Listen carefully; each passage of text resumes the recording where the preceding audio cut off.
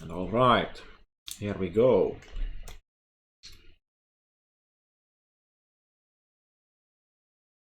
So what we have here today is RJF against F37. Hello everyone, I am Konglord and there's Krasnopeski to join me. Okay, and we're going to get started with the 1v1 now. We've already got the RJF IRE pilot and the F37 pilot in lobby. The 1v1 is PPC Marauder on Kenyan Network for week 6. Ooh. We're just going to wait for them. So they say good to go.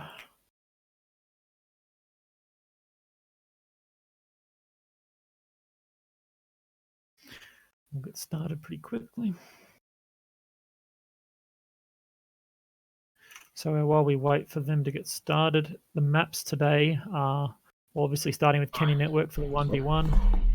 Mining Collective, River City, Viridian Bog, Frozen City, and Kenyan Network. Aye. And F37 pilot is readied up, just waiting for the RJF pilot, and we'll hit the go button. I've got on the European server today because they're both European teams. One Russian team, and then F37 are a French team. Come on, Dubix, let's go. seems like we're gonna have some simple ERPPC trading to start this off. Yeah, I'm gonna have a look at the mech build. It's a mech build from It seems decent. a mech pilot called TK87. Yeah, it's standard engine quad PPC Marauder 2C. And that's on the 2C8 variant, which has a bit better agility than the other ones. Okay, Dubix is ready. SHD2 is ready. We're going to launch. See how we go. This 1v1 could potentially go for a long time. Assault mech with a standard engine. Particularly, Marauders obviously have very good hitboxes for tanking damage. Yeah. And it's a large map. So we'll see how it goes.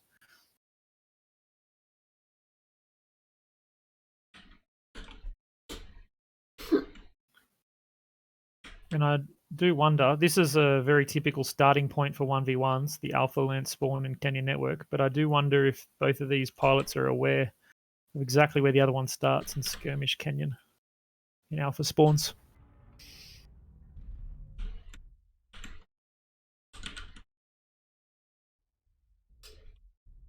Off we go. Here we go. Classic RJF colors here. Oh, yeah, the Jade Falcon colors. My man. Moving up. He's moving straight up to the high ground as you'd expect.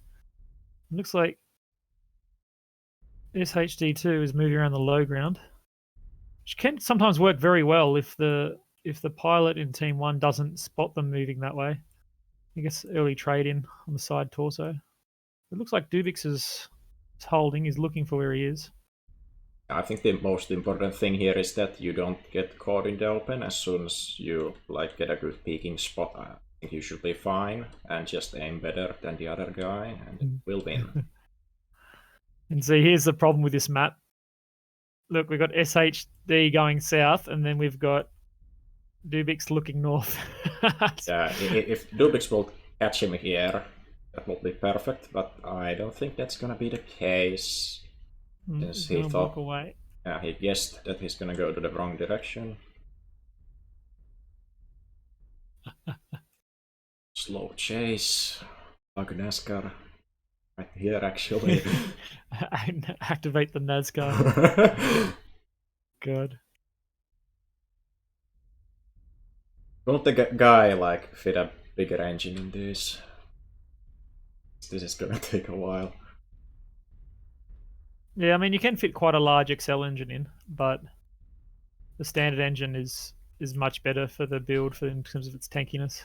56 kph, and as soon as he climbed up, Dubix popped off on the other side. Pretty unlucky there.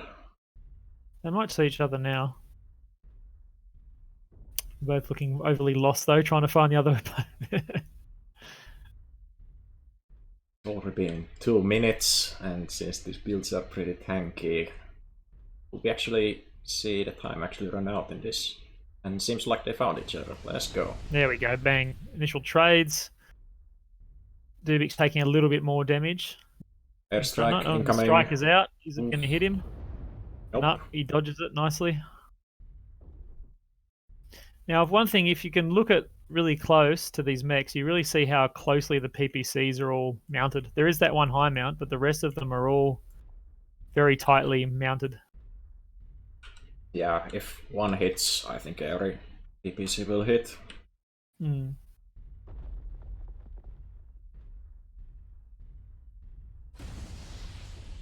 Another trade. They both missed, I think. No change in percentages. Being very cagey here. Oh, strike behind Dubix. Another nice hit on him. I think he only got hit with 2 PPCs that time. Oh, almost backed up into the strike, but not quite. There we go. Some more trades out. Shots from both of them.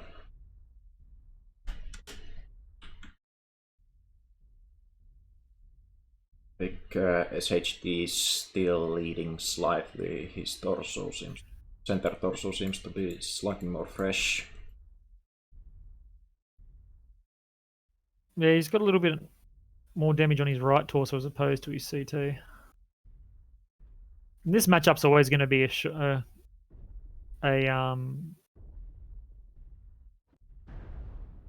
we go. Nice hits there. Yeah. Yeah. On the arm though, no CT shots. Elation missed.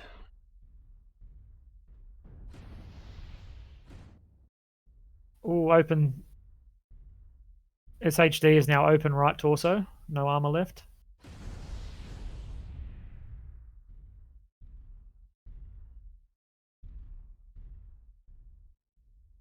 They're still trading to see if Dubix can get that right torso off.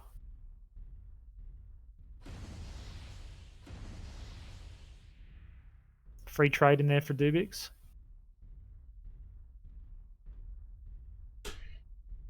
Artemist. Ooh. SH's right torso, I reckon one more hit will at least crit out some PPCs if it doesn't blow it off. Ooh, that was Dubix really misses. close. That could have been right torso. Missed Very by close. a pixel. So Dubik's out of the open at the moment, but he does have the ability. Ooh, did he blow it off? Not quite. Okay, he's falling into the low ground. He's getting a little bit impatient. Yeah. Oh, 2 of Dubix's PPCs just got crit out. Oh, actually, yeah, Dubix seems to be a bit hurt. Well, So that was the right one call. PPC gone for SH. Dubix doing some tanking. CT open, Dubix.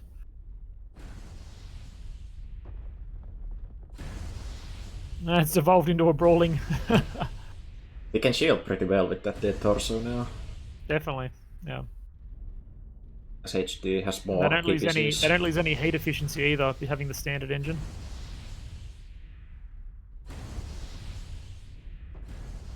I think it's looking pretty grim for Dubix.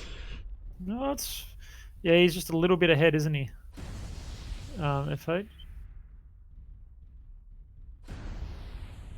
Nice hit there. Oh! Oh, it's The close. comeback!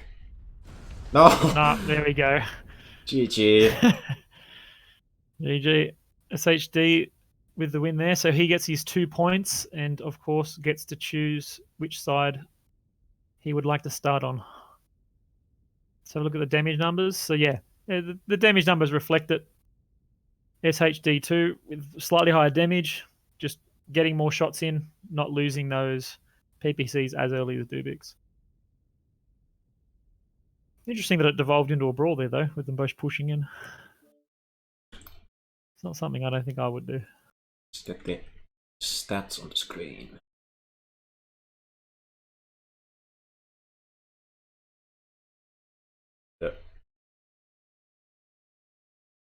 second, they should be up there.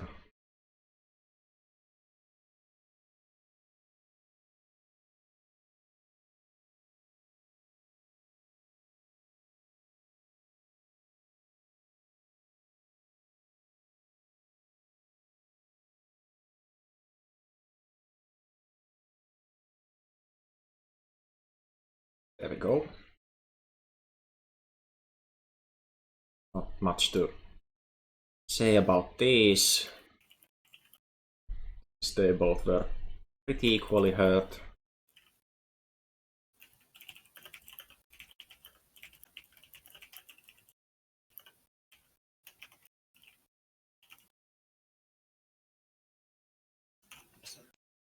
So let's see, we've got our first map, which will be Mining Collective.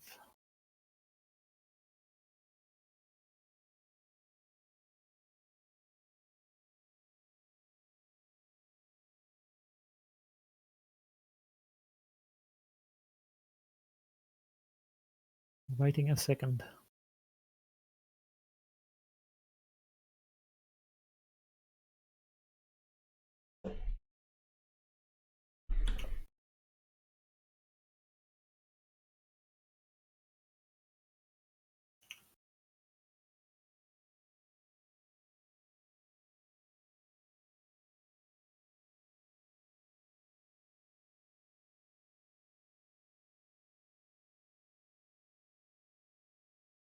So on the team overlays, the winner of that 1v1 should have 2 points, and the loser should have 1 point.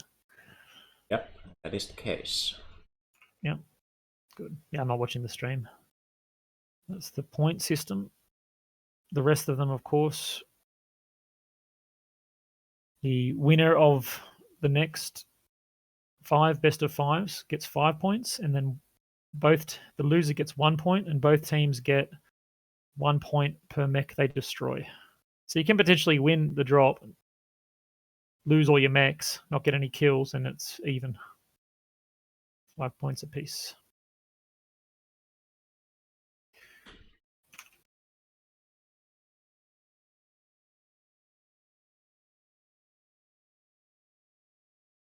We have to hurry along these guys. We can't be waiting a second every match.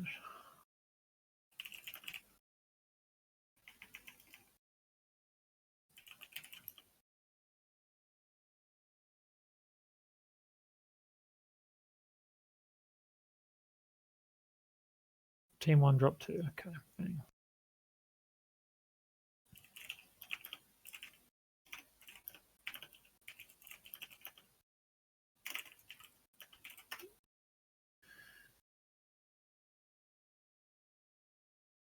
And 5 minutes to ready up, which is more than enough time. So this next drop 2, is the light drop. So 4 light mechs, 1 medium mech, no duplicates, and lock-on weapons are banned. So no streaks, ATMs, or LRMs for this map. Now, Mining Collective, the only capture point is Theta, right in the center. Pull out the And map it's quite on an strats. elevated platform, so it'll be interesting to see whether one team wants to really rush that platform, or if both teams rush it, or they hold off a little bit more. Jump jet mechs can be quite important in this map because there's a lot of different vertical positions that need jump jets to get up to. So if you take too many mechs without jump jets, you can be at a real disadvantage always being in the lower ground. Okay, we've got 5 members of each team in. Team 1, of course, does their lancers first. Make sure they're in the right mechs and they ready up. So they're all going Bravo Lance, which is the northern side of the map for Team 1, up near what they call pancakes. So it's got a bit of Overwatch up there, which is interesting because I would have thought they would have opted for more Charlie. Charlie's a little bit closer to Theta, so they might not be trying to rush it straight up. They might be going for more Overwatch with mid-range. Just see what the differences are. Najeff's moving around too. They don't have to move, of course, as Team 2 until Team 1 readies up, same as all of our competitions. What sort of mechs are you expecting to see here, Konglord? Probably medium pulse, and about the medium probably should be something with jump jets. Possibly even with SRM, something like a Wolverine, Griffin. Otherwise it might be just your cookie cutter Vulcan. The Vulcan? Yeah, the Vulcan's an interesting one. Okay, so they're 37, 5 minutes. Team 2. The Vulcan's an interesting one because, I mean, it's obviously a very good mech, but and it has good synergy with your lights if you're going to take an MPL deck. But you are missing out on 15 tons worth of weaponry and armor because you could take a 55 tonner instead of it. So it'll be interesting to see how many teams opt just for the Vulcans or whether they go for a heavier mech, medium mech in that position. This league, of course, doesn't have any tonnage restrictions. It's solely by weight class, which will mean not always, but a lot of the good options or choices are the heavier mechs. They just simply have more armor, more weight for heat sinks and weapons. I think if they do opt in for the medium pulse, we might be able to see a Phoenix Hawk if they want the jump jets instead of a crab, for example. Yeah, that's a good option. Phoenix Hawk. There's also something heavier that's like the Griffin Sparky, which you can run 6 MPLs on. It's got the arm mounted weapons. That's another option that could be used, I suppose. Or teams might just want to go like a Veagle, you could go like a brawling Veagle. Basically got almost an assault mech loadout on it, LB20 and 4 SRM 6 Artemis. Be a pretty strong option if you could get it in close. Yeah, you have to have the jump on that though, because if you don't, you just get farmed by medium pulses. That's right, yeah. You only need a second out in the open and the medium pulses will shred that mech. It is quite large for the light drop, and it's not particularly tanky. Easy to shoot hitboxes. Okay. RJF locked and ready, and we're going to launch. All green across the board, of course. You must be all green and stay green when you're ready up.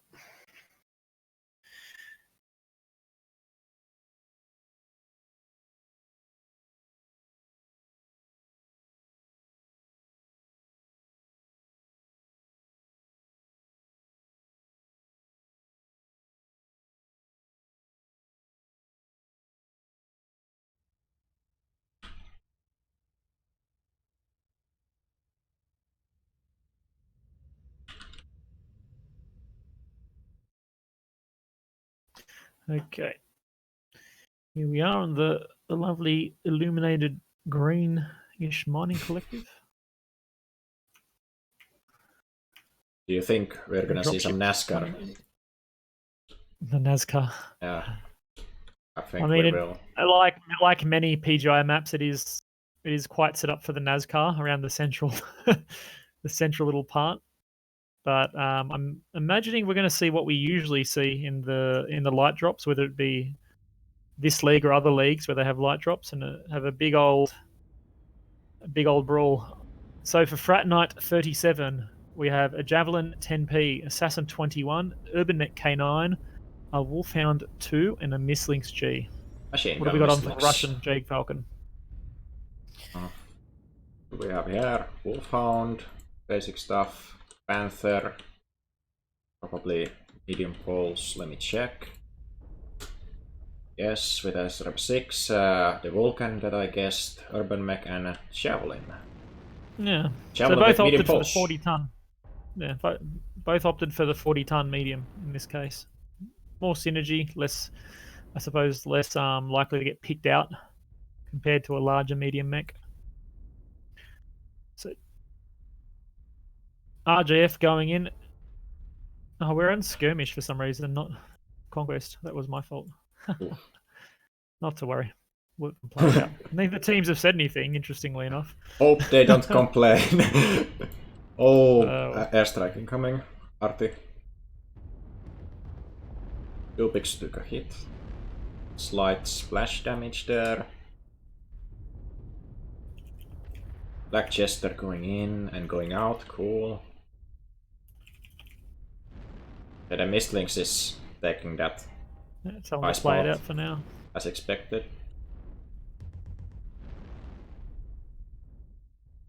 Another artillery coming up.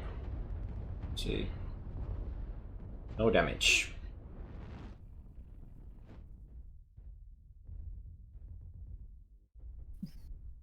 Currently a lot of medium pulse trading and not so much pushing in. Frat Knight do look like they're getting ready to push up. Oh, Moving their mechs up. that Arti. Oh, that assassin's got to be really careful though, pushing him by himself Bam, like bam, that. bam, bam, bam. Yeah, they're shooting him on the legs. They didn't manage to leg him though. Now they're in. Are they going to focus Black Jester by the look of it? They so. They got He's that going down in. fast. Never mind. He managed to rotate out though. The Mistlinks got caught out. Yeah, backcourt. Assassin legged. Yeah, the Wolfhound's almost done. Wolfhound's there he goes. Dead. Assassin dead. Assassin's down. So it's looking definitely in the favour of RJF at the moment. Okay, Panther getting focused while Irby is getting focused. Looking damage there. Skill. Oh, managed to get the Panther down the legs. That was good focus fire from them. Frat Knight is bleeding damage, but they haven't dropped another one. There we go. The Javelin is down. One left now. So I'd say I don't think he'll be able to get another kill. We'll see. Okay. Pretty strongly in the favour of RGF, but Frat Knight managed to get 2 kills. Of course, this is one of the better maps not to have to forget to put the Conquest on, because very rarely is it going to go down to a Conquest win in the light battle. Let's have a look at the damage numbers. Shones in that Assassin 21 only doing double Ds, but decent spread of damage for the rest. Some good damage from the Panther 9R before it died. He might have got that strike in. Stone Island from RGFE. 315 damage there. Okay, I'll see what teams, if they want to redrop that or if they're happy to continue. I think they lost the Mistlings a little bit too early. That engagement. Yeah, the Mistlings can be quite vulnerable to CT shots, and I think they got a nice CT back shot as he tried to rotate in to catch that Wolfhound they were trying to focus.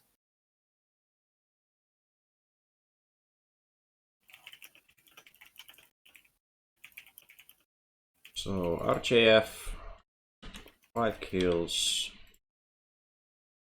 37, 2 kills.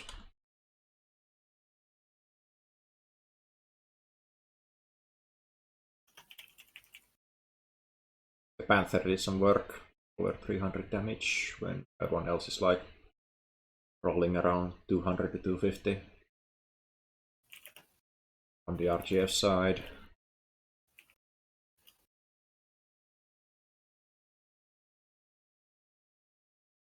Conquest. There we go. Score is 5-11, with RGF Irie leading.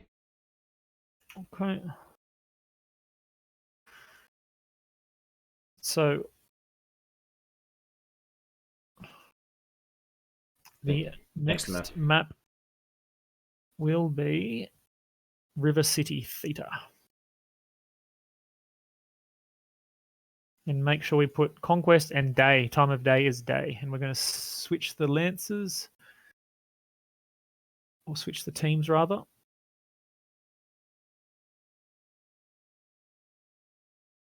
There we go. They're all switched. Both teams are fine with continuing despite the problem with Conquest.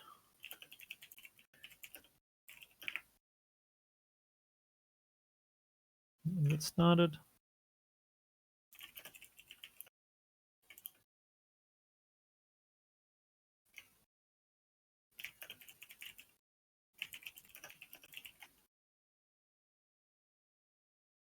Okay. Do you want to get up the map strat for? We'll go for River City. If it's already on Yeah. there. Already changed it. Great. So we've got Theta as the main point out there in the water. From memory, one of the sides can get there slightly quicker, but it's very slightly. It's not much difference. I believe Bravo or Charlie are very similar. The distance. I think Charlie has a little bit of an edge for Team 1 if you take the right pathing. And then it's definitely Bravo for Team 2. Not in a direct line, unless you've got some nice jump jets. This is the medium drop, so there'll be 4 mediums and a heavy. But this one has lock on, so I'm still anticipating Brawl, but you can do different things like have one Overwatch mech or have one ATM boat or something like that. I'm not sure how popular streaks will be, but in past competitions where we've had like medium drops with lock-on weapons, we've often seen massed streaks taken by some teams. So that work to varying degrees of success. Sometimes they work really well, other times they work really poorly. I see Alpha Bravo RGFE, likely. Yeah, 2 they're just getting Overwatch set up mechs now.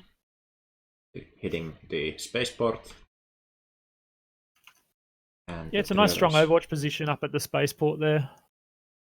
So especially if Team 2 goes for more of a brawl orientated down in the park, and there is cover down there, but it's very hard to move between cover and escape. I think for Alpha Bravo.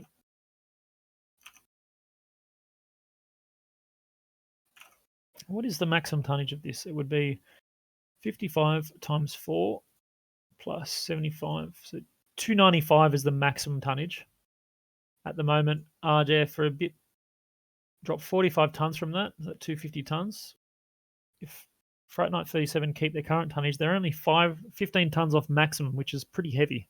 So they've taken a lot of 50 and 55 ton mechs, I'd say.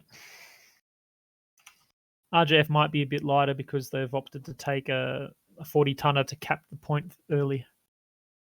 Imagine that'd be pretty common. Take a really fast assassin or something.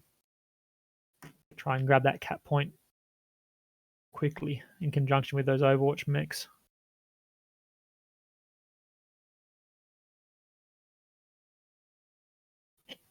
So some of the mechs I would imagine we'd see in this one would be obviously the Vapor Eagle, maybe see an assassin, like I said. Bushwhackers could be used as well. What else? What other mechs do you think we'd see, Konglord? Well, Heavy might be a summoner. Probably is a good Overwatch mech, especially when you have the shields up at the spaceport. So you have the option to pop dart top of left and right peeking. I would expect probably either PPC or UACs. Most likely PPCs. Yeah, the one heavy selection, this one's an interesting one. There's a lot of different ways you could go with it. You could go a fast brawling type. We could go a nice, more kitey Overwatch like a summoner, or you could go, just full on Dakka boat like a night guy. Okay, they're locked and ready. They're all locked and ready. I'm going to launch. If we Alpha go, Bravo. Conquest River City, European day, 10 minutes, first person only. Excellent. Looking a bit better. So 250 tons versus 280 tons. So they've got 30 tons on them, which doesn't always make a difference, but it is interesting to note. Let's see, we'll load in. So this will be the second last exhibition match. We'll have one more tonight in NA prime time. And of course, the brackets are almost done. So we will see throughout this week and next weekend, the proper round will be starting the tournament. Hopefully it'll go off without any further hiccups. Let's have a look. Got to wait for the dropships to come in, of course. See them there in the distance.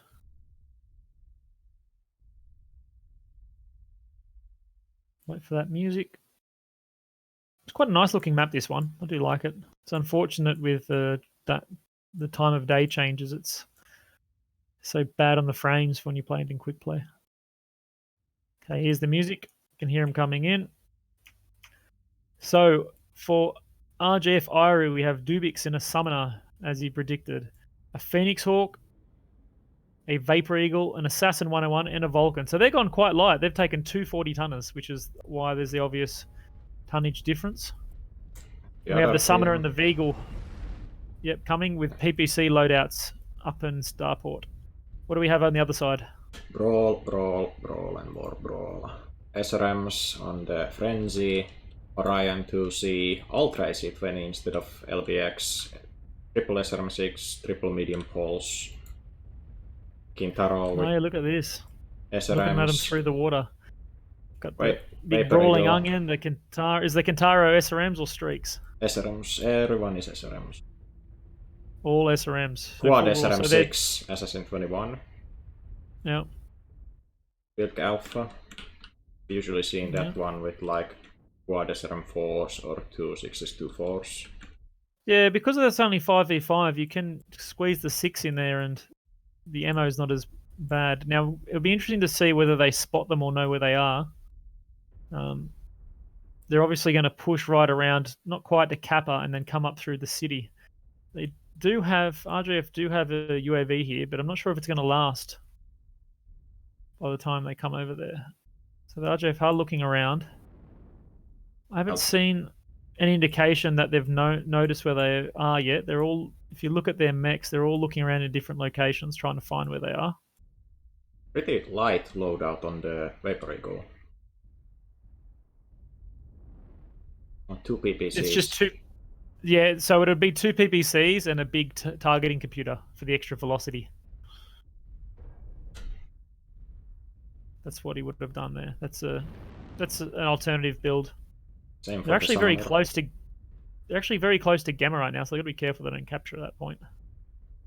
RCF has a pretty good spot if F-37 decides. Yeah, they've seen them. They've seen them. The initial PPC shots hit the Kintaro. Yep.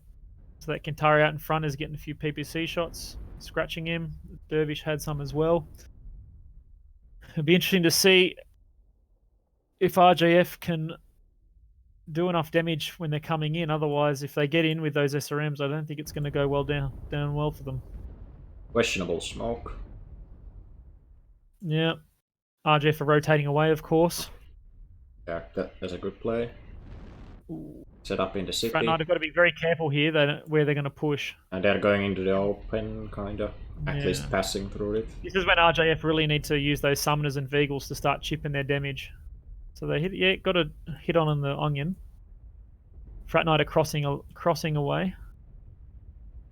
Yeah, the assassin's going to pick up Theta, so this probably not going to make too much difference, but it is a good thing for the assassin to do, just to make sure that time doesn't tick down while they're trying to close. So RJF are getting some nice chip damage in, but nothing too serious just yet. The assassin's going to full cap Theta here. There it is. And there's only 6 minutes left. Like with these 10-minute matches, it's pretty quick. RJF are crossing over again. So they're kiting them away. The summoner's in the low ground, though. He's got to be careful and get caught out here. I think he might get caught out. Oh, that strike. Nice strike. Getting some, yep. Frat Knight is starting to get some damage in. They have taken a fair bit of damage on their Kintaro. We're going to see this brawl push come in nice and quick. Oh, no. That Kintaro just getting caught out there. I don't think he's going to do much damage again. So they have closed, but we have to see if one mech down, they can still win this brawl against these PPC mechs. Assassin's a little bit isolated, but it's only the Vapor going now. I think it's, yeah, the Veagle versus the Assassin's alright. He gave up already. This Summoner, they need to be careful about giving their back. Summoner has some god position right now. Yeah, well, they're letting him do that. I mean, they should really be punishing that more. I think he's got Summoner there. He finally goes down, but there's 2 very injured mechs on Frat Knight's side, and 1 injured on the Assassin's, quite damaged on RJF. The dervish goes Ryan's down. getting destroyed I now. think he got backshot, that dervish. He wasn't incredibly injured. The assassin, will they get the assassin for RJF? They've been picked apart. Right, not there. He self-destructed.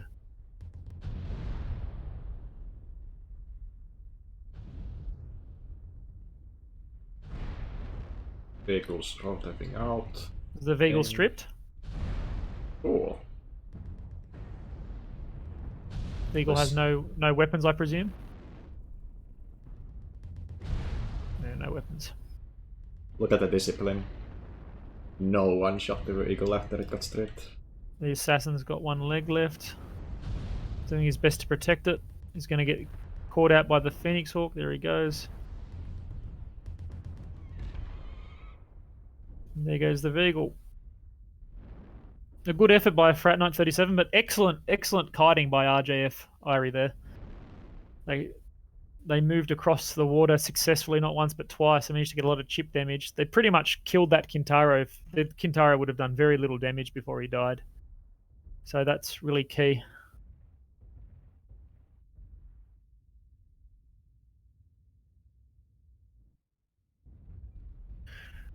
Let's have a look at the damage numbers. We've got to wait for that time to click over. They can, of course, capture as many points as they like now that all the 5 enemy mechs are destroyed.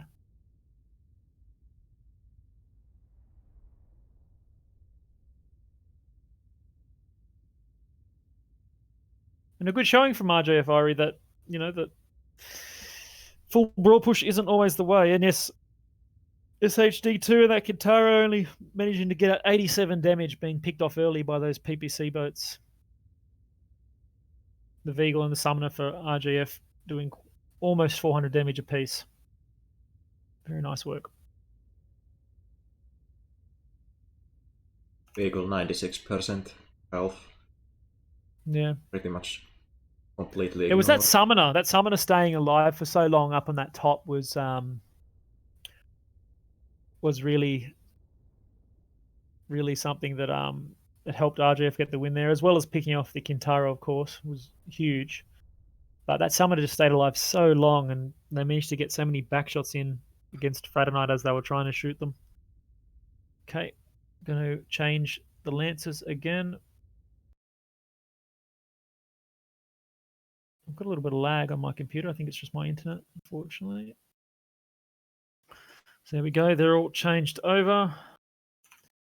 We will go to the next map, which is going to be Viridian Bog and the heavy drop. Let's get Viridian Bog up.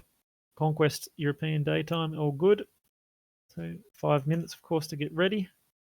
So this is the heavy drop. So 4 heavies and 1 assault mech. Now on Viridian Bog, it's an interesting one because again, there's so much verticality around the only cap point, which is theta.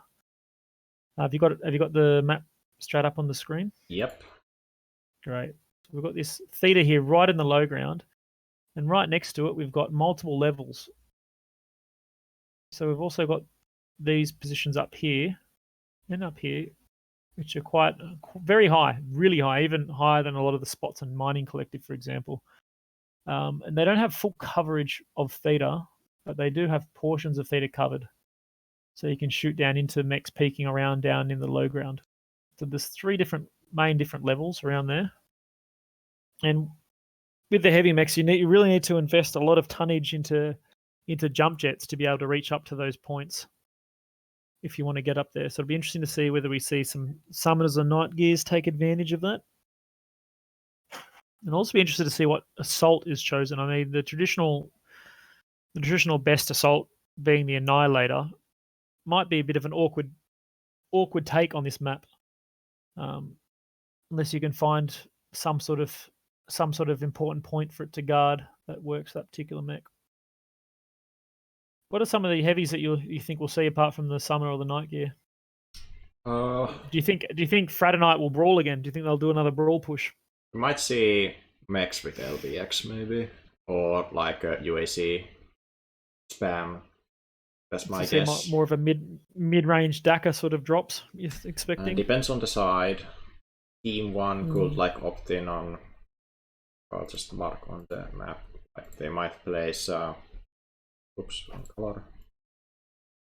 Most likely one guy there. There's a summoner as you already marked, and we might see like some Daka boys over there. Mm.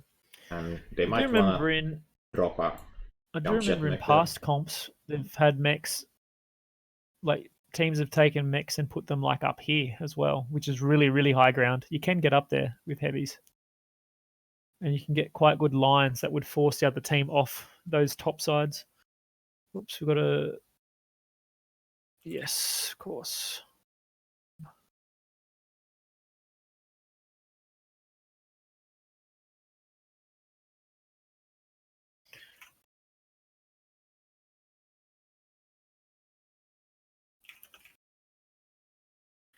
Yeah, of course, people can leave the lobby. They don't have to stay in because you can change pilots out. You can go and change your builds. It's got the standard 5 minutes for teams to be having to ready up. Ruling,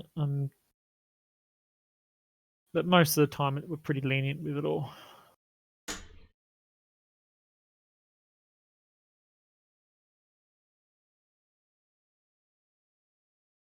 So these teams are unlikely to be in the same division. F-37 will likely be lower than RJF Ari, be placed lower. So it is a little bit imbalanced in that regard. But I think F-37 are doing quite a good showing considering their usual divisional placement is at a lower level. They managed to get a couple of kills each match. And they haven't made, really, in my opinion, they haven't made huge mistakes yet. They did the best I think they could have in the situation with the broad push on River City, but RJF Irie just responded really well, moving across, kiting away, doing lots of damage. They might have F-37 may have wanted to just capture Theta Point and then hide. That is something they potentially could have done, but of course that just lets RJF Irie's PPC boats just continue to be able to get picks and keep doing chip damage. So that would be a dangerous thing to try and do as well. Okay, so we've got the F-37 pilot's going to reconnect. Good, he disconnected in the lobby rather than in game.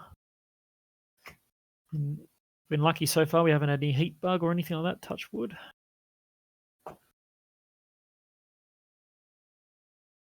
I think RJF Ari seems to have got a fair few new pilots from past iterations. RJF Ari being RJF's second team, they've had a few. They've been around for quite a while, playing usually at like a Div B sort of level. But they seem to have had a few new pilots, or at least pilots that I haven't seen the name in, and I believe their old team leader RJF Ari is no longer playing. F-37 they've played in a few different comps last year as well, from memory too.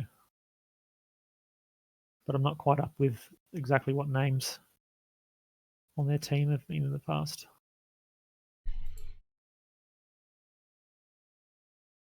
Okay, still waiting for that pilot to reconnect. So while we're waiting, we'll go over the next drop. So there's 3 more drops to go, this one being the heavy drop. The drop after this is the assault drop. So it'll be 4 assault mechs and 1 light mech. And then drop 6 is 1 of each weight class and 1 additional mech of any sort. Now, I think all the exhibition matches so far, that additional mech has been an assault mech, as you'd expect. But I'm still waiting for that 1 extra pick to be a heavy or something different. I think it'll happen at least once. We've got, okay, so F-37 have reconnected. They'll need to ready up. RGF still missing one of their pilots who's rebuilding a mech, I believe.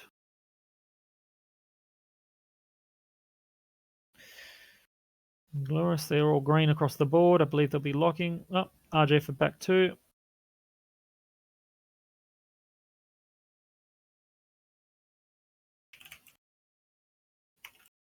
Yep, they're locked and ready. Five mins for RGF. which I'm sure they won't take their 5 minutes. Both of these teams seem to be pretty quick. Spawns don't really matter in this map, but we have Alpha Charlie, with the Charlie being like the shortest path to Theta. I think we might see them going it's water. it's really not that important, you're right. Like, by the time they get to Theta or the positions where they're going to be shooting, it's not going to make too much of a difference which stance they start on. RJ ready, all green across the board. I'm going to go. Let's see. 369 versus 389 tonnage. Okay, so pretty standard. It's 400. 400 is the maximum tonnage for this drop, based on the weight class available. So 395 is pretty heavy. They've most likely taken an Annihilator. And probably a Summoner for 70 tons would be a good option with the jump jets on this map. Okay. Of course, this map being an older one, we don't have the drop ships. The mechs just start spawned in. So yes, we do have a Summoner here. Which team are you looking at? Hasn't come up yet. My overlays haven't come up. Need to let that music start. For me, at least.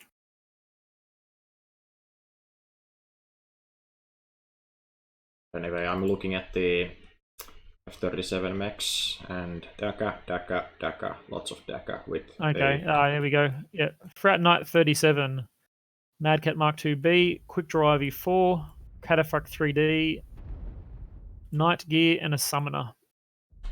So it's the DACA, it's the Ultra 10 Summoner. So lots of DACA on this side too. Hey, Thanatos, rare mech spotted. The Thanatos. Have on the other side, DACA. All DACA More boys. DACA. Heavy DACA boys. And they're taking actually the long path over here with the Annihilator and such. So it's interesting. What's the Summoner doing? Nice. So it's the Ultra 5 and 10 DACA boy, I believe. But on the F-37 side, okay, he is looking at the middle cap up right now. Trying to scout if people try to sneak in through there.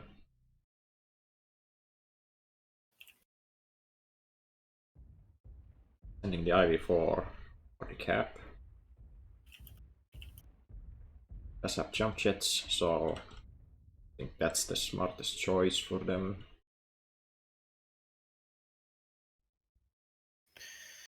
Okay. They've gone high up at Kappa side, which is interesting. Wonder what they're trying to do.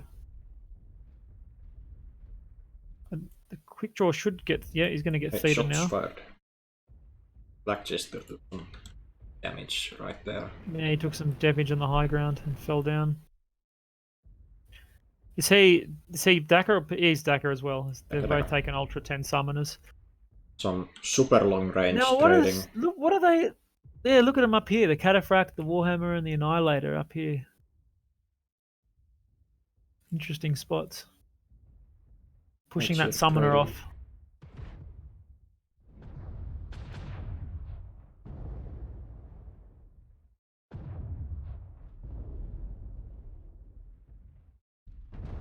I think there's LBX. Are there LBXs on the Cataphract? Oh, AC10s. Or is it AC10s? AC10s, 3 AC10s, yeah. So the time is ticking. We've got that cap on Theta. There hasn't been much. There's been a little bit of trading, but nothing really. Just a bit of scratch paint at the moment. And RJF look like they're moving towards the center of the map. Now, their Annihilators leading. Dubix and the Annihilator leading the charge. And Frat Knight have got some really far back positions. Is that AC? What's that build on that Cataphract 3D? Dual Ultra 10s? Dual Ultra 10s. Got the IV4, of course, with MRMs. They're really far back at the moment. So, Still questionable, in my opinion, what the F-37 is doing, but let's see how it goes. Yeah, I'm not sure. Like, I was thinking maybe one mech back on the high ground here, but they've put their team back very far, haven't they? Although RJF hasn't made any moves yet, and they don't seem to be very concerned about Theta ticking down. There is only 6.5 minutes left to go. They might not know their correct positions, which is why they're holding and a little bit scared to go in there. I mean, despite F-37's, I suppose, strange positioning, they're not doing bad in avoiding damage when they've got the cap lead like this. Like, I don't think it's necessarily a bad thing that they're retaining their armor and it's being a bit more skittish. RJF probably are confused as to why they're so far back, and maybe not sure how to respond to it. Right? There we go. They get at some courage and moved a little Yeah, closer. they're gonna have to make a push and try and take this theta cap soon. I don't know how well F-37 will be able to protect it. Honestly, they've got their IV-4 there, but I don't think the they whole push like will. this. Now they need some good strikes. They need to get some good strikes on theta right now. Strike on Yeah, F-37 side. Galuris was putting a strike down on them. That's what he was doing. There we go. Yeah, some nice strike hits there. A bit unlucky with the spread though. Got a few nice hits. Not great hits, but yeah. Oh, they're taking a lot of damage, those F-37 mechs. Getting dackered down quite a bit. Oh, but the cataphractilium merments is 48%. We've got a flanking maneuver up here with the Night Gyre and the Summoner taking the high ground. Just some good positioning there. This summoner should be punished for this move. Look, Black Jester should die for that. He is pretty badly caught in crossfire. Oh. Yeah, no, and he couldn't get it. He missed. It's hard to get up that spot. He's going to die. That's a mistake. His friends are trying to legs. give some shots. Nah, he should not have jumped over there. It's a big mistake, that one. They should kill him quicker though. He's shielding. The rest of RJF are pulling up. Black Jester's done well to hide there. What is the Night Gear? Oh no, It's Night Gear. Night Gear, what are you doing? No. Well, there we go, he's safe. Should be safe. That was a lot of damage he took that he didn't need to though. Yeah. He just needs to rotate out this Night Gear. Just rotate away. Yeah, exactly, do that. Yeah, they're getting great shots. They're getting great shots on him. Cataphract. The Summoner needs to as well. Summoner just needs to run away. They need to they could probably recap Theta now. Get that clock ticking even more. It's only less than 4 minutes now. Quick draw, my man. Yeah, I don't know. It could turn around, but RJF, I think, are in a disadvantaged position at the moment. Oh, Hunter Shock's just throwing his mech away, though. He needs to hug where that Summoner was. He shouldn't be trading against that firing line. Yeah, the quick draw is retaking Theta.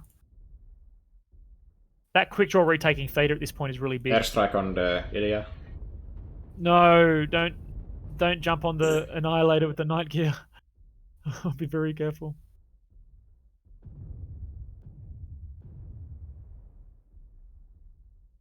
RJF know they need to push. That Hunter Shock needs to hug that. He needs to hug the wall, mate.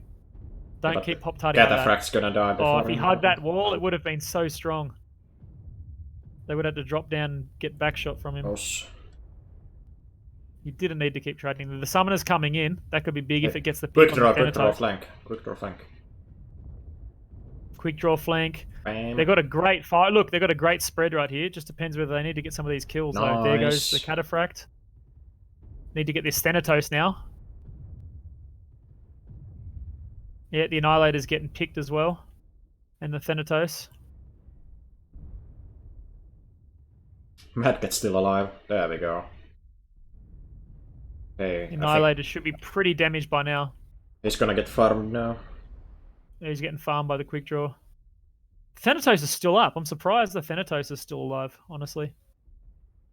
He was getting shot for a long time. Ooh, good shield. The Warhammer's going to go in to get the quick draw.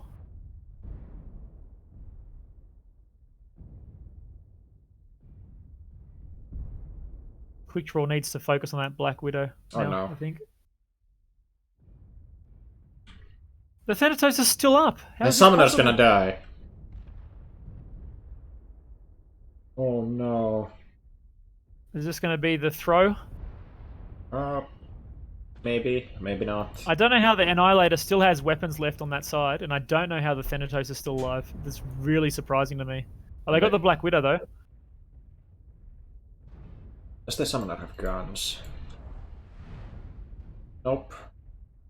No, he's got no guns. And airstrike. I think that's it. 17% Annihilator. Still shooting. There we go, got him. Just the quick draw. The Thanatos must be ruined. It must be so injured. Ooh. Oh, and he gets it. He's not gonna. I don't think he has enough time. Is he allowed to cap other points now since the enemy team is dead? He is, but he would have to cap feeder and capper. I don't think he's gonna have enough time to do it. Ah, yeah. 50 seconds. I think he's. Yeah, I have no idea how that Thanatos stayed alive that long with that summoner shooting him up the top there. Or the Annihilator still had his left side torso mounts with the quick draw peeking him on his left side. It's very strange. I guess will be that the summoner had some extremely bad luck with jams.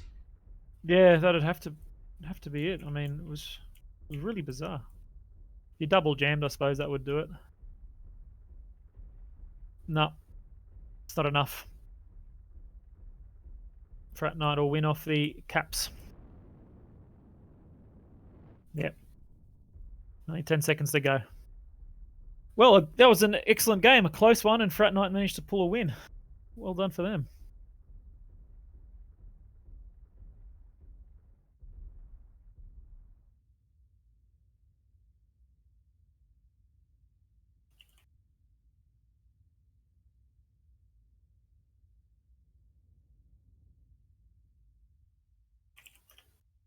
Can't wait to see the quick draw damage. Ah, yes. 800 for kills. Oh, look at the Annihilator. Annihilated with 1,044 damage in a 5v5. That is ridiculous. My man. Oh, just allowed to farm for so long. I think the Cataphracts got peaked from multiple sides early on, so that would explain his very low damage, 159. Pretty sure he got wrecked quite early. 1,044 damage from Dubix and the Annihilator 2A. He was alive for way too long. I have no idea how he retained his weapons for that long. I'll be right back if you can have a chat about that map. Right, Okay, I'm going to go off comms for a second. So we saw happen here was blue team sets up bam, bam, bam, bam. But like there, while the reds went from pretty long route, but cost them some time, and obviously they lost the caps. So I think they should have been a little bit more aggressive, since at this point they didn't see anyone here. They took like a minute before they started going from there and capped that spot. Then it just turned into a shit fest. Simply said. Anyway, let's take a look at the scoreboard in a second.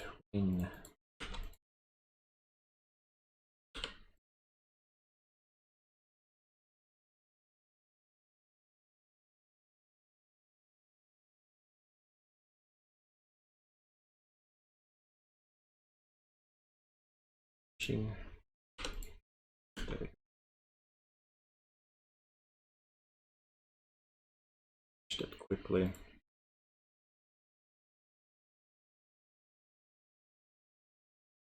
That was a great match. Very impressed. Really close, right down to the wire, and ended up with a cap win for the team that lost all their mechs. So we've got Frozen City now. Frozen City. It's not Frozen City Classic. It's regular Frozen City. Oh, we're gonna see some long-range stuff happening. Yes. Most likely ear larges everywhere. Well, it's the assaults. It's the assaults. So I mean, doing a brawl push on Frozen City would be pretty difficult with Might see 4 Lerms. assaults and 1 light. Lerms. Lerms, yeah, you could. Well, I mean, there is always the option. I did put that light in there, so there's always the option to have 1 narking light and 4 Lerm boats, if anyone wants to take it. The maps aren't exactly great for Lerms, although Alpine Peak in week 1 that's an option that could be taken.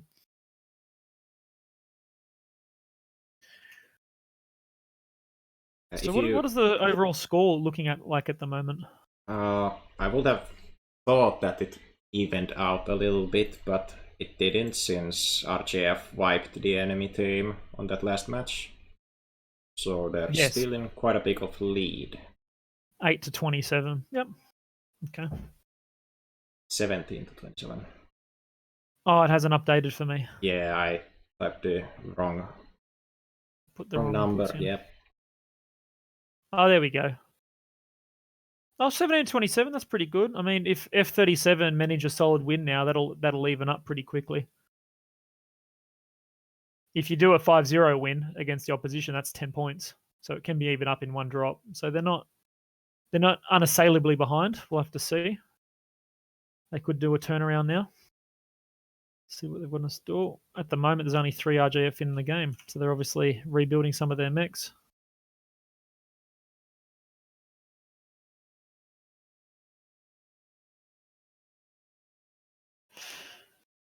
You can hear my son crying in the background. I don't know what's going on with him. Might have to go check him.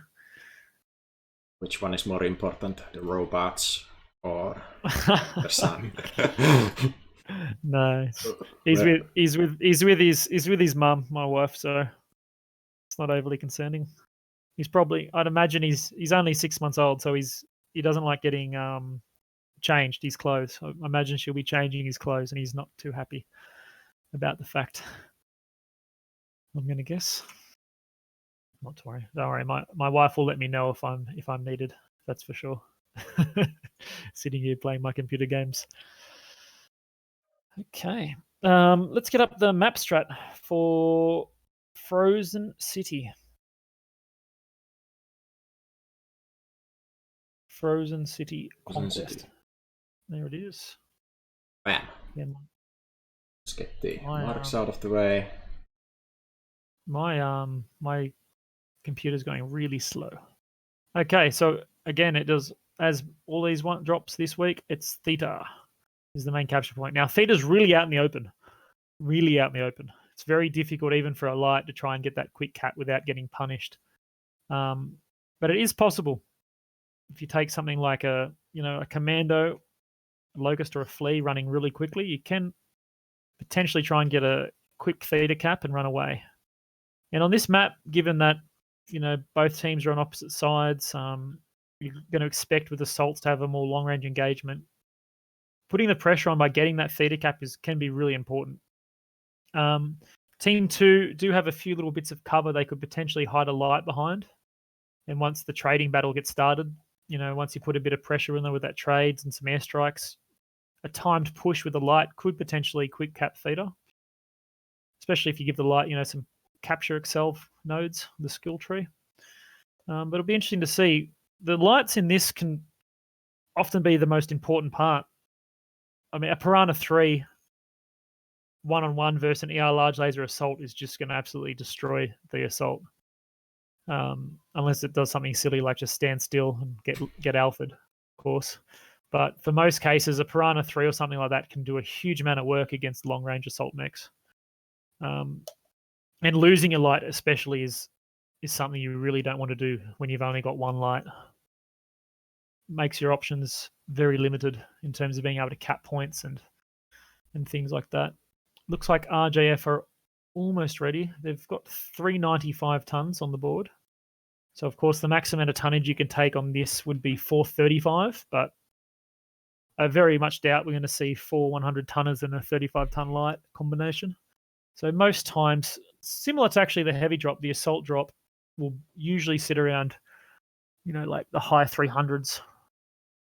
You're going to want to take on this map, I'm expecting to see things like Stalkers, Battle Masters with ER large. For me, if anything, the light locked. They're locked. So for me, if anything, the light on this is the most interesting choice because you can go so many different ways with the light. Whether you want to go a more fighting light to protect your assaults from the enemy light and play a more defensive role, or you want to go a really quick 20 tonner with not much armor. No. What would you think we're going to see from the lights, Konglord? Do you think we're going to see some 20-ton lights, or do you think we're going to see some heavier ones on this map? Piranhas will be probably number 1, but I could expect a Gener 2C or just some generic medium pulse mech like a Wolfhound. Like a Wolfhound, yeah. You could even take, if you wanted to, you could take a 3 large Wolfhound or Panther. But I mean, you'd really want to be careful about enemy lights in that case because you'll be removing your light defense. Yep, if enemy is medium pulses. But it is an extra alpha. It could be an extra, ER large laser alpha if you want to adopt that route. Let's see. We'll see what these two teams have decided in a minute. That's just starting. Before we actually load in, I'm gonna guess that south side might actually bring Daka or Lerms or both and push. And try and push in. That is an option. They can quickly cross over and then push in. But if they're scouted, which they should be, then RJF can do exactly what they did on, or the other team 2 can do exactly what they did on River City. RJF did on River City, and they can push over the other side of the canyon and potentially do a lot of damage as they're coming in with that Daka. AC2s, I think, would be a good option if you want to do a Daka push, because then you still have the ability to shoot those mechs and trade with those mechs at long range, the large laser boats. Let's see. Got the drop ships coming in. I think RGFE heard us when we talked about Lerms. Yeah. Corsair, quad AMS. Yeah, that's a solid option. You can do 4ER large, quad AMS very comfortably. Or you can even, if you want, you can do 4ER large and a Gauss rifle with quad AMS.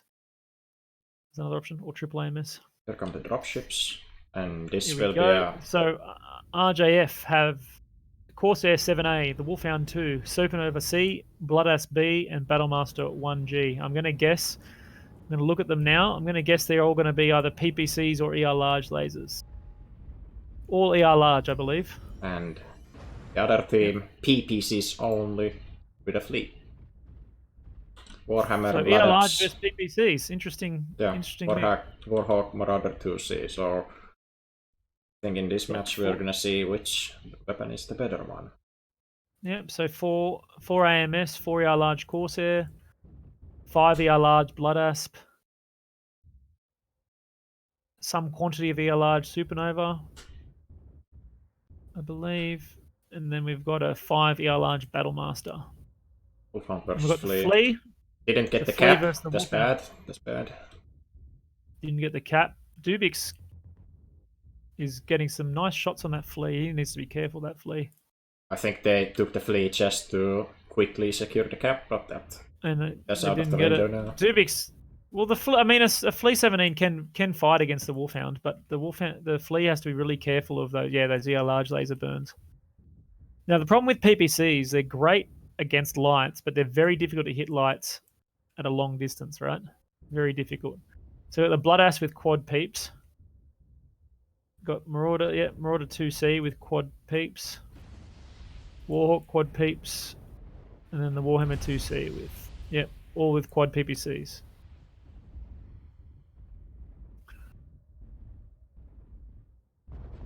So we have had some of the PPCs hit so far. Yep, the Corsair's taken a few good hits with the PPCs down to 91%. Not too bad just yet, but decent amount of damage. The Wolfhound for RJF is over the other side of the map. Now, the thing about if you take full PPC mechs, a PPC mech is very good against a light mech that tries to gank you. So their Flea could really push up and start to do some work on the flank here. Oh no, look, we got the Wolfhound going into Theta. Will he be able to capture it? If he captures it, I think it's going to be very difficult for Frat Knight to come back from. And he's going to capture it. Yeah, he's got it. He got it. If they They're had too far back. lasers, Frat Knight are, they yeah, had Frat Knight are lasers, too they far could have back. scratched the Wolfhound. That wasn't the Exactly, case. that's another thing. ERPPCs are very difficult to get the lights off of a cap point with, but whereas ER large, you just chain fire those bad boys and you get no worries. So it looks like Fratonite are bleeding a bit of damage, a bit of armor here now. A bit more than RJF. RJF have got, in my opinion, a much better position, and they got the cap point.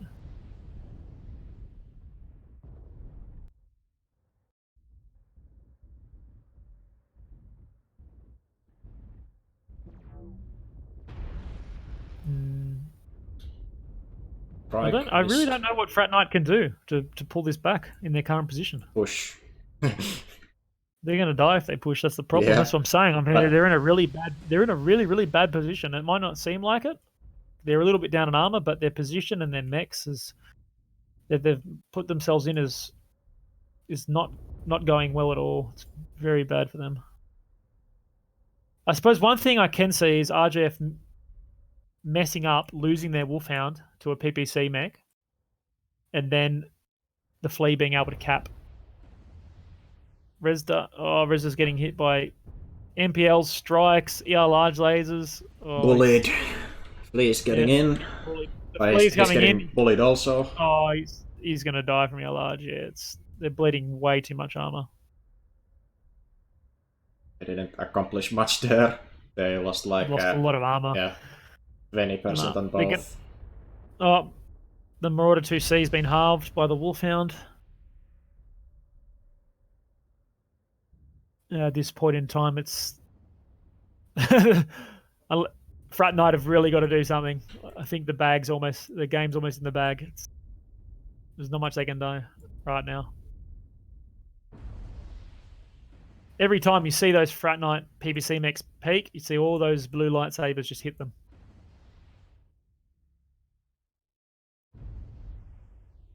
Wolfhound is in the open now. He could get punished, but I don't think he's going to. Only by the Mad ToC. No one else is. They're too far back. Hit that low ground. Interesting 5 position. minutes down, 90 cap points. Look at the Warhammer. Pretty interesting position. Well, not anymore, but he was like the low ground, I don't know. Yeah, he was doing a peak with the side mounts, but I mean, it's... Yeah. Gonna go into a cockpit view, have a look. The Corsair's fresh from RJF. The Warhawk's almost lost his left side torso. The Flea's got an injured right leg. Oh, he's good. The Flea's going to take a move on Theta. Look, he's moved it up to Theta. Well, he managed to decap it, but I think it's going to mean his life. Yeah, he's done. And with him dying, that's going to be game. There's nothing else Frat Knight can do from this point. Yeah, almost going in. Destroyed. RGF's mechs are very fresh, so it's game over. Yeah, large in this case easily gotten the win. Yeah, very strong showing of long range, and I mean these maps where you have the long range trading, they do tend to show more than potential brawl maps the skill difference between teams. As I mentioned before, RJF, IRI are traditionally a much more highly placed team than F37, and I think this has really showcased that difference in the skill level, in particular with the ER large trading or the long range trading. Just one more mech to go now.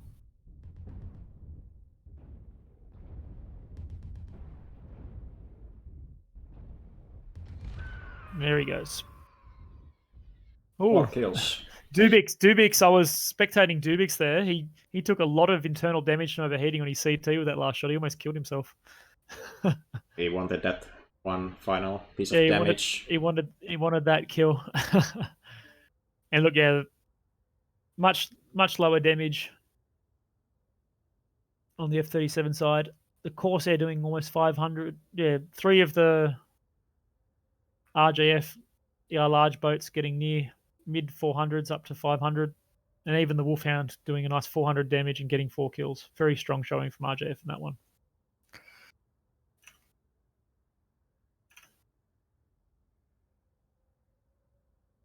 Quick rundown.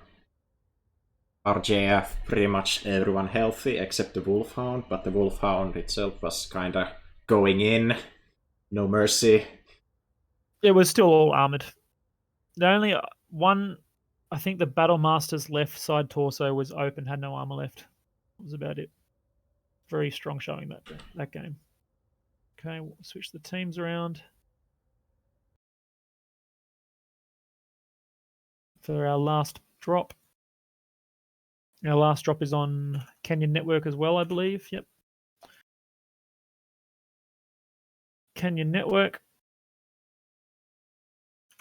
This is the one of each weight class and one additional mech. So most of the time we're going to see 2 assaults, 1 light, 1 heavy, 1 medium. A more balanced game. Now, Canyon Network, there are a lot of different things you could do. You could learn, again, on this map very easily. Please no. It's been done very well before, and against RJF. In games and in scrims of known. Lerms work quite well on Canyon Network. Brawl pushing can work quite well. I mean, the higher the divisions you go, the less it tends to work really well. Mid-range sort of pressure decks work well, and then you can just have a mixed deck, a little bit of everything can work quite well on Canyon Network. As again, the feeder only cap does make it a little bit more interesting for some of the more hold and trade styles, because theater cap does have multiple angles it can get shot from both sides. It's not really many places for a light to hide and cap that without a lot of pressure from the rest of their team. The grid up for this. You got, of course, we've got theater cap again as the only cap point. There are a lot of interesting typical spots. Junkyard spot along here. Typical spots for trading, even over here. Small radio tower in team 2. And then again, typical spots. And even over here can be taken too. A few different angles that you can take and shoot theta from different sides.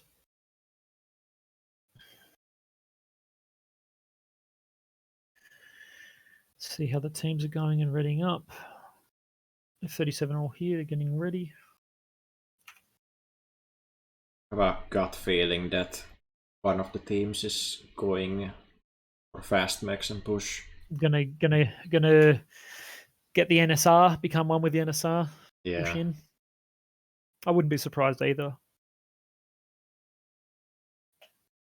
Again, similar to what we saw with Bog, I wouldn't be surprised to see like a lot of DACA. You can take 2 DACA assaults, a DACA heavy.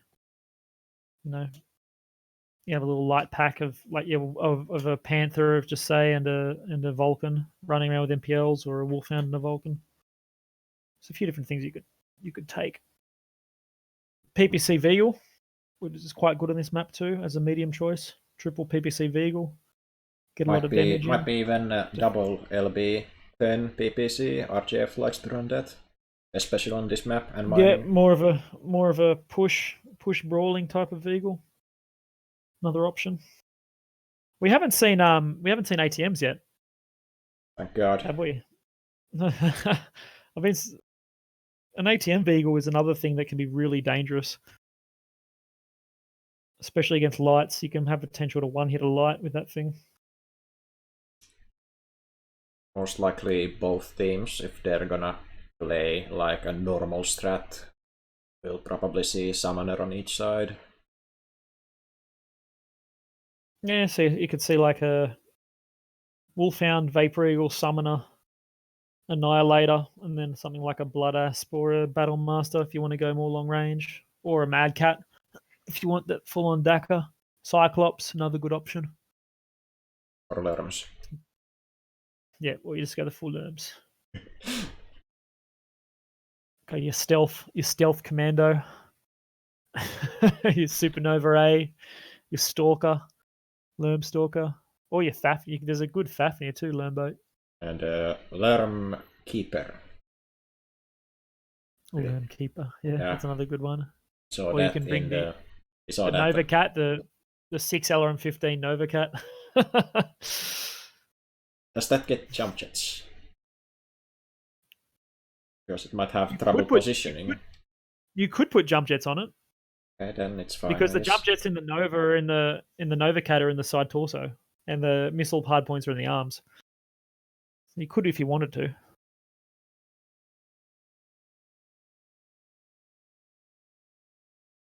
Clan Lerms are really susceptible though. If they bring like another Corsair, for example, and you bring Clan Lerms, they're going to be extremely reduced in effectiveness, as opposed to if you bring in a Sphere Lerms and you just alpha them, even the Corsair can be worn down pretty quickly against a dedicated Lerm deck. Here we go. Sphere Lerms. We're all good to go. Ready, locked and ready. Let's go. Nice spread across both sides, using up all 3 Lancers for different mechs. Be interesting to see here what plays they make initially on Theta, whether they go full tilt trying to cap Theta, or whether they hold off a bit and try and retain their armor.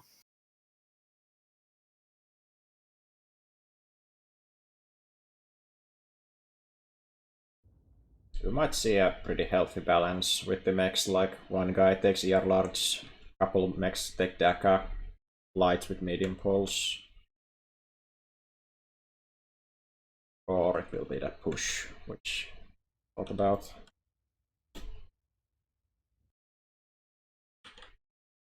Okay, let's see. Another one where the mechs start spawned in. So we got Stone Island and a Cyclops, AI Cooper 2 and an Annihilator. So they've both got Daka options. That's the 5. I think that's the 5 Ultra 5 Annihilator 2A. Looks like the 4 Ultra 5 Cyclops S. And we've got a Daka Summoner. And yeah, it might be the Vehicle that you were saying. The LBX Vehicle potentially. And then the Wolfhound from Duvix going to Theta. What do we have on Frat Knight side? We got some UAC2s on the Annihilator. 6 of them, 5 UAC2s, Vapor Eagle, Quad UAC5, Black Widow, Mad ToC makes a comeback from the last game, 4 PPCs, and Wolfhound, my man. 6 medium pulse. Expected. So we've got sort of a mix of trading on the Frat Knight side and a bit more aggression on the RGF side. RGF have the early cap lead. They're taking out positions. A little bit of damage going on the Cyclops across here. Jester got a shot on the arm, doesn't matter. The Vehicle got some hits from the PPC, Marauder ToC as well. It's down to 91%. I don't know where the shots were. Arm and splash on the right torso. Not too bad. So right now, Frat Knight should be getting Theta cap.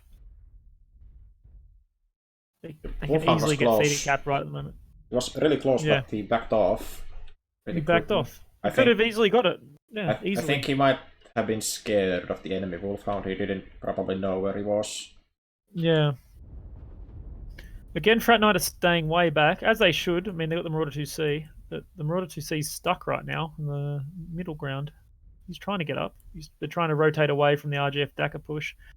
But they really need to, if they manage to get the cap on Theta, or at least decap it, that would put a little bit more of the pressure off.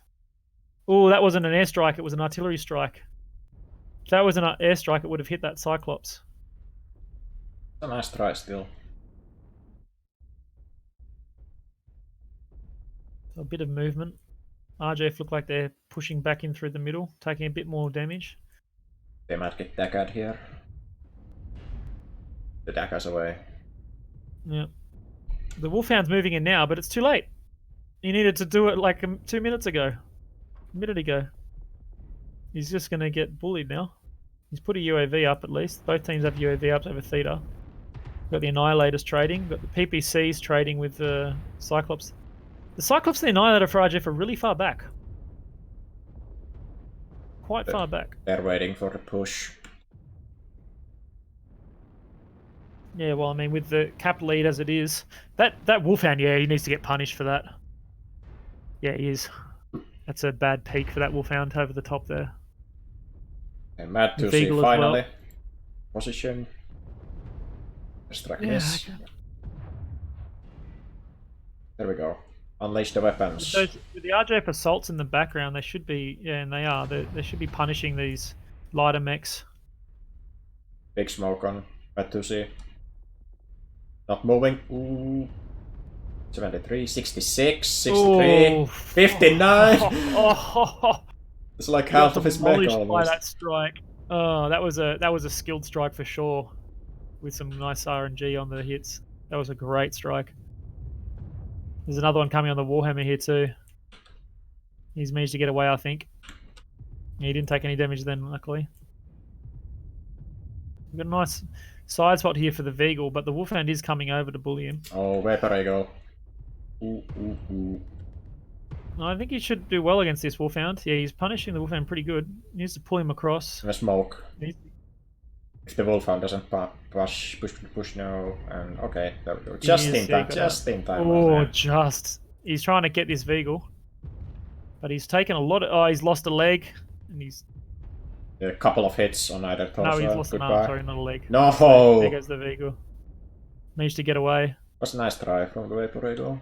This Wolfhound just needs not push that way. That's a very bad mistake. He's going to walk into 3 mechs. Yeah, he's lost his... Oh no. He's going to... Lucky to get away if he gets away from that. He picked a bad time to get lost. Dubik's very low. Because of that Vapor Eagle push. But, oh, I haven't had the healths up whole game. The health, there's some very injured mechs on both sides. I don't know what the Marauder ToC is doing up here at Theta though. He would be perfect right now overwatching still on Radio Tower. I'm not sure why he's so close to these Dakar assault mechs. It's a very strange option to me. Bam, bam, bam, and one more shot. Yeah, the fresh RJF assault mechs are going to clean up their whole team at this point. Yeah, the Annie's gonna go in. Yeah, look, the Annie, 75% Annie. It's just going to destroy. He wants blood. Yeah. Daka, daka, daka. Okay. And my man. Just the Wolfhound. Is he gonna clutch? Let's see. I I think he could don't pick think so. off one guy if they get impatient. Yeah, no, well they're backing off their Wolfhound. Look, the Wolfhound's going down to hide, as you would in a proper match, definitely. Hey, the summoner is going in. The Yep. Wolfhound has no chance against it. Is he? He's not damaged very well. He's 54%, but I presume he's. Wolfhound lost some Oh, the weapons. Wolfhound's one touch. He needs at It's least one touch. 2 perfect shots if he wants to win, while he's gonna die with 1 hit. Bam. There he goes. Let's have a look at this.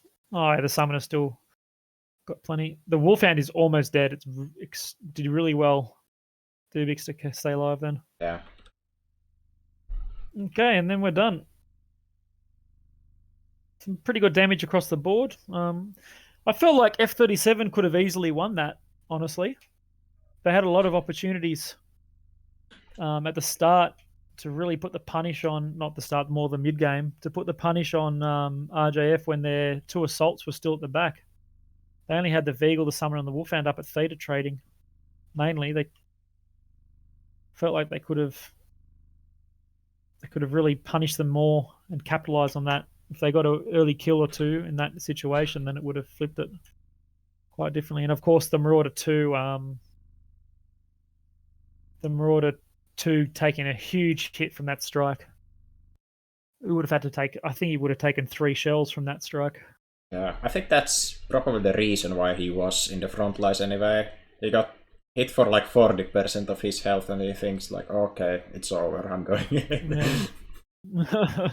Yeah, just gave up with it. Okay, well that's the end of the matches. I'm going to have to run off, so we won't do post-match interviews. Games all. That was a good little game with F37 sneaking in a win there in the heavy drop, which is, I think it was a great showing from them, being traditionally 1 or even 2 divisions lower than RJF Irie.